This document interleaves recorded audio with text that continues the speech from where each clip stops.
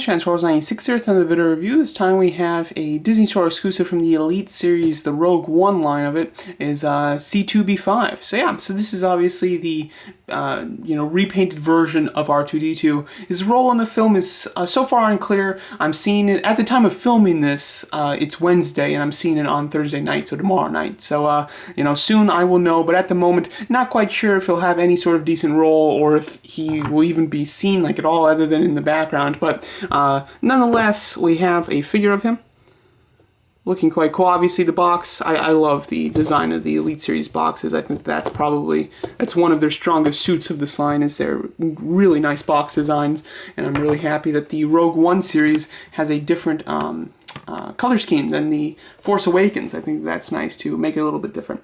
But let's talk about the figure itself. So the figure is obviously just a repaint of a previous figure, and you guessed it, that other figure is R2-D2. So as you can see here, they're the exact same thing. There's nothing different in the sculpt whatsoever. The paint is the only thing that's different. Now this R2 figure I liked a lot when I first got it. I thought it was really great. I was very happy with the worn paint on it, other than in the dome section. The dome section, I feel like they went way overboard with that dirty paint, and it just made his dome look tan instead of chrome with a little bit of tan in it. So I feel like this was almost a great figure. This one, however, kind of fixes that problem, because obviously it's not supposed to be worn, so they didn't go overboard with any of the weathering. It's just supposed to be the complete black there.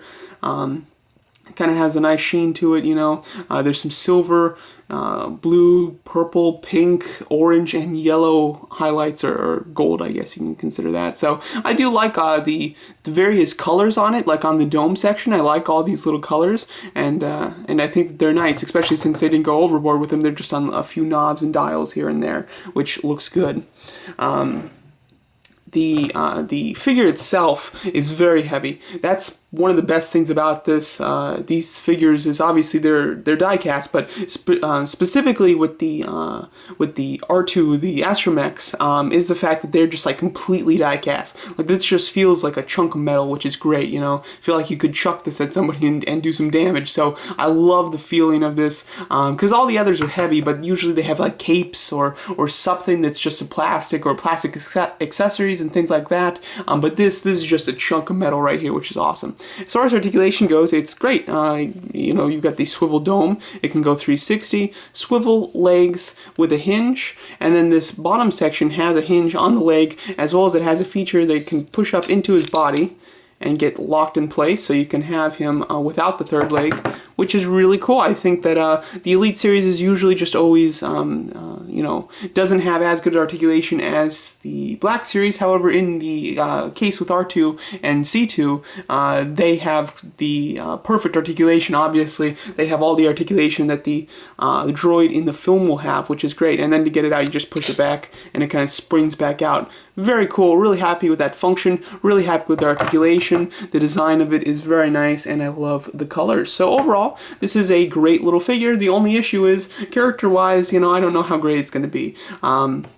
I've seen, when these Elite Series figures came out, C2-B5 did seem to be quite a popular one, I would say. Much more popular than I was expecting. I figured nobody would want that, but a lot of people seem to be gravitating towards that figure, which was surprising to me. So this figure could be quite popular with people, or this character could be quite popular. Not quite sure. I doubt that it's going to have a very big role. If I had to guess at all, it would probably be like K2SO's like kind of partner, to kind of mirror that C3PO R2-D2 relationship, to kind of mirror that, like on the Empire side. But then obviously K2SO gets taken and reprogrammed, and then that's probably it. That would be my guess of the extent that C2 is in the movie, but we'll have to see. So there you go. That's my video review of the Disney Store exclusive Star Wars The Elite Series Rogue One C2-B5. Let me know what you guys think of the figure, and thanks so much for watching.